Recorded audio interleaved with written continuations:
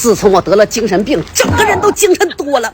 我这2天我睡不好觉，我闹心，我老想发脾气。我寻思我更年期提前了呢。昨天去医院检查，我寻思找个中医调理调理。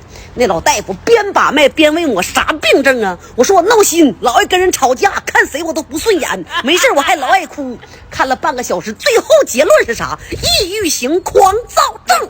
哎，他要不说有病，我还一直以为我脾气不好呢。这回好了，反正我有病，南征北战不服就干，因为我有病。人间正道是沧桑，谁要惹我，我就让谁受伤。我有病，风生水起靠自己，你要惹我，我就干你，因为我有病。张狂不是我的本性，谁要惹我就得没命。严以待人，宽以利己，忍一时子宫肌瘤，退一步乳腺增生，顶几句神清气爽，私底下心旷神怡，骂一顿海阔天空，打一顿延年益寿，哈哈，得劲。哎呀！